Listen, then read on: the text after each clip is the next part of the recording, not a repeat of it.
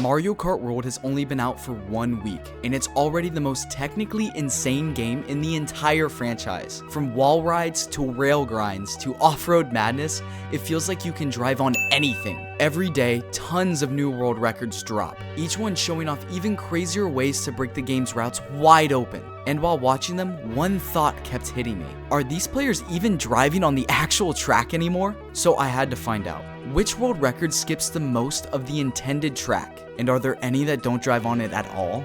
I dove deep, and what I found genuinely shocked me. So join me on this wild ride as we hunt down the least trekked track in Mario Kart World.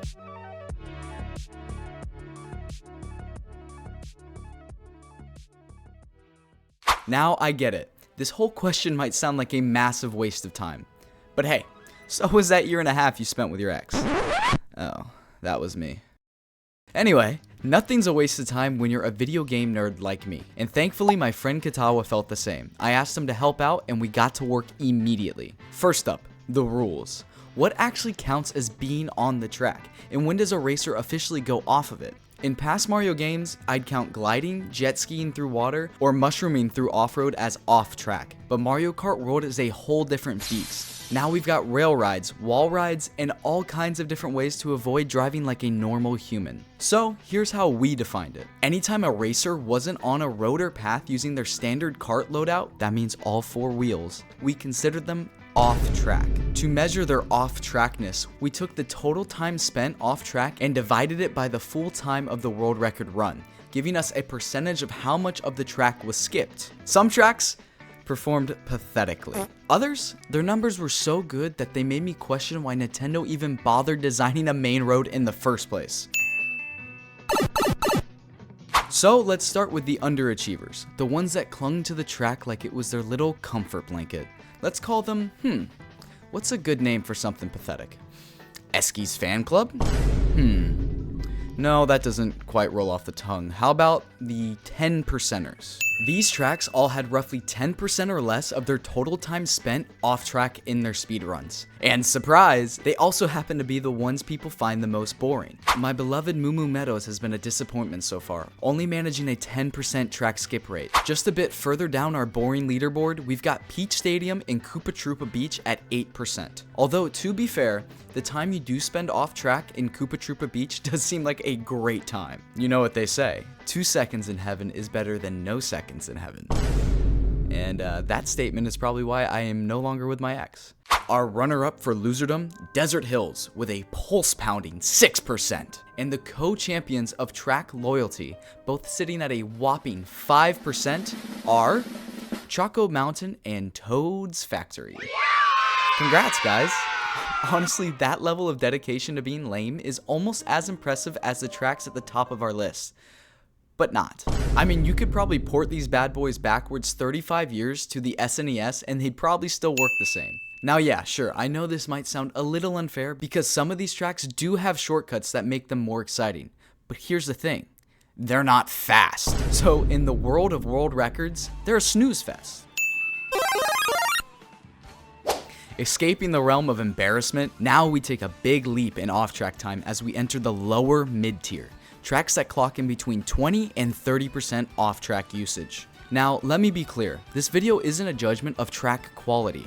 In fact, I genuinely enjoy playing every single one of these, besides Desert Hills. Most tracks in this tier are already packed with great tech, but they're still mostly governed by classic Mario Kart rules. Leading off this tier, we've got 5 world records all tied around 20% off-track time. Rainbow Road. It's a great track, but it's just too damn long to not be sticking to the track for most of it. Mario Circuit.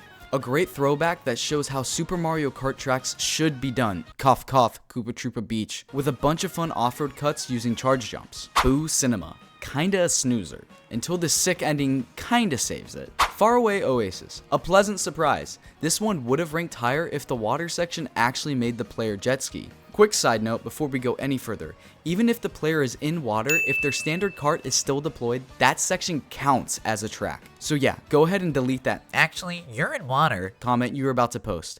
I see you. Bleh. Gross. Tuh. DK Spaceport. Would have been way higher if that awesome wall ride section from the trailer wasn't completely useless. Thanks, Nintendo. Next, we have 4 tracks floating around the 25% mark. Dandelion Depths. Visually stunning, but narrowly avoids loserdom thanks to a hefty water section. Crown City. Not much off-road with just a few rail rides, but I'll cut it some slack because what the f*** is that ending? Wario Stadium. One of my personal favorites to speedrun, and this record showcases everything, new tech and old, that Mario Kart World has to offer. DK Pass. This one actually has some sneaky, awesome looking shroomless cuts using trees and poles, but none of them last long enough to bump it up a tier. And finally, bringing this tier to a dramatic close, Bowser's Castle, hitting our first 30% off-track time. This one barely misses escaping this tier, but wow.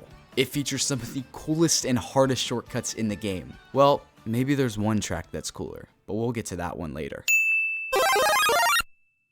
Now we're gonna step up into the upper echelon of mid-tier. 9 tracks, all landing somewhere between 32 and 40% off-track time. From this point on, it's very clear. Mario Kart World is no ordinary Mario Kart game. The tech here, wild.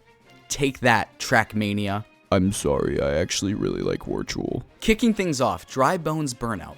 A little bit of everything, capped off by a slick wall ride into a lava cut right at the end. Dino Jungle. Finally back from the 3DS. And what better way to celebrate than riding a dinosaur? Yes, we confirmed with Nintendo, dinosaur does not equal track. Sky High Sunday. A total 180 from its Mario Kart 8 Deluxe days. It used to be one of the worst, now it might be my favorite. I was honestly surprised its skip percentage wasn't even higher. Cheap Falls. Easily my least favorite of the bunch. A basic layout that gets saved by, you guessed it, a huge water section. Honestly, kind of a cheap way to make the list. Peach Beach and Starview Peak. Both benefit big from large water and air sections, and while they've got some tricks to back it up, I'm not super impressed. Starview Peak almost went higher, but the world record route requires hugging the road in the final section, pulling the racer out of the water. Whoa. Shy Guy Bazaar. This was actually Katawa's pick to win it all. He was quite heartbroken when it didn't even crack the top 5. Still a good track. However, my prediction of Great Question Block's Ruin was still on the board to win it all. And let's just say, I'm feeling very confident about that call right now. Finally, capping off this tier will be the first track we ever saw from the trailer. Radiator Springs. Just kidding, Super Mario Bros. Circuit. This makes sense, as most first tracks in the Mario series tend to showcase the new tech the game has to offer. However, what is surprising is that the record reaches 40% strictly through rail rides and a small glider section.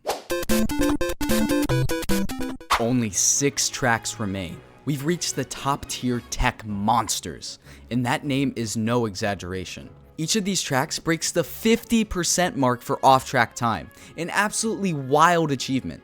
At number 6, Salty Springs. Nope, that's Fortnite. Salty Speedway, the biggest water fraud of the entire video. This track hits 50% off-track time, but it all comes from water. It's also the only track in the entire game where you start in water, so I guess that's kinda cool. 5th place, Acorn Heights. One of the best tracks in the game, hands down. It definitely uses everything Mario Kart World has to offer. And pulling off that flower cut at the end to skip the final corner, mwah. I even won a knockout tour with that cut, so yeah, this one's personal. 1, 2. I am the knockout king. At number 4, Airship Fortress. A legendary track from Mario Kart DS returns in full force. Thanks to some nutty rail ride tech, this track is an absolute madhouse to play and watch. But not quite enough to crack the podium. Taking bronze with an insane 55% off-track time, Wario's Shipyard. This one's got it all. Water sections, cannons, rails, wall rides, and it all flows together so beautifully. A huge return from its Mario Kart 7 appearance. Now only 2 remain, which means I've got a 50-50 shot at my original prediction being right. So without any further delay, let's reveal our runner-up. Silver goes to...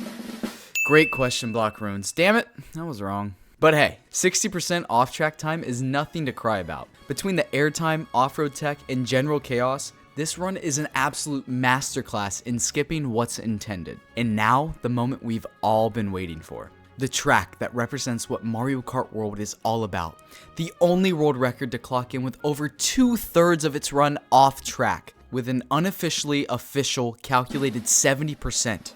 Your winner is Whistle Stop Summit.